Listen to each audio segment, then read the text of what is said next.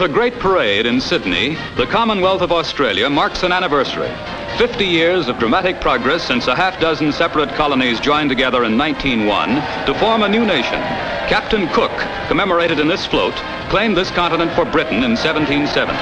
Australia has never stopped growing at home or in its worldwide influence on the side of freedom. Australia, with a population today of 8 million, is nearly 3 million square miles in area, just slightly smaller than the continental United States. Australia's first settlers landing during the American Revolution found their new land full of surprises, like the cuddly koala bear, now protected by the government. And the destructive flying fox. Australia's native animals had developed uniquely in the isolation of their continent.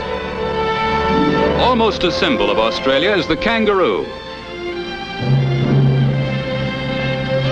As big as a man, it runs in leaps of up to 20 feet at 40 miles per hour. The Australian countryside, in many places rich and fertile, has today become one of the world's great grazing grounds. Its huge herds of cattle make Australia a leading world producer of meat and dairy products. Enormous flocks of sheep, 120 million strong, whose ancestors were imported from France, Germany, and the United States, furnish 1/4 of all the wool in the world, some $500 million worth every year.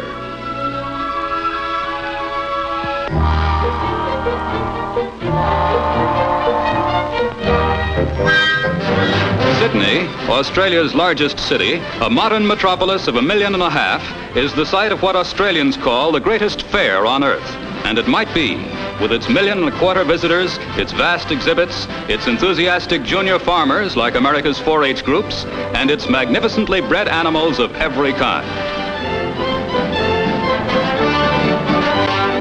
When democracy was threatened in 2 world wars, Australia responded without hesitation. Australians flocked to the colors from all over their continent in 1939 to join Britain and France against Nazi Germany.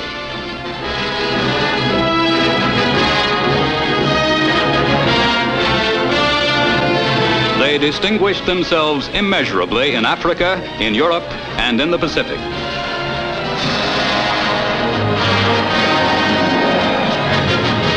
After Japan attacked Pearl Harbor, seized the Philippines and Singapore, Australia became a vast base for American troops as the 2 nations joined forces to defeat the common enemy.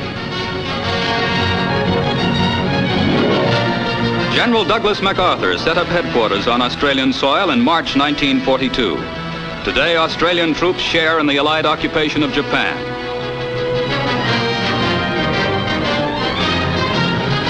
When the war in Korea began, Australia's Prime Minister Menzies flew to Washington to pledge aid to the UN and the US.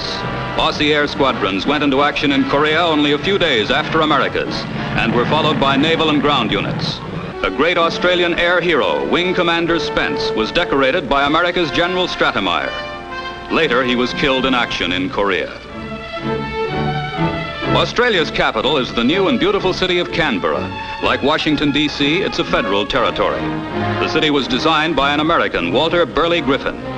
Australia's parliament, patterned after Britain's and America's, is composed of senators and representatives elected by popular vote.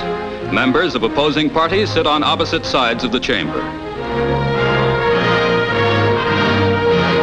Education in Australia is free and compulsory, with private and religious schools supplementing public institutions, as in our own country.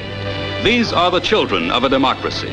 Their fathers are clerks, storekeepers, government workers, farmers, businessmen of Australia. They're a lot like us. Like American youth, they love sports. Cricket, rugby, and Australia's own brand of football are their favorites.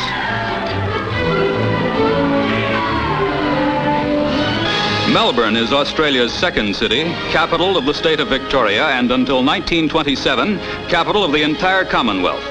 Younger than most American cities, it has an old world air. The Shrine of Remembrance marks Australia's reverence for her men who have died for democracy. Melbourne University has a normal enrollment of 4,000. Its student body has doubled since World War II under a veterans' law much like our American GI Bill of Rights. Melbourne's department stores and shops displaying native and American products are reminiscent also of Australia's sentimental and material ties to England. Only 50 years ago, these self-reliant people became a nation and a stalwart friend and ally to other democracies. 8,000 miles away in the Pacific is America's good neighbor, a great free country, Australia.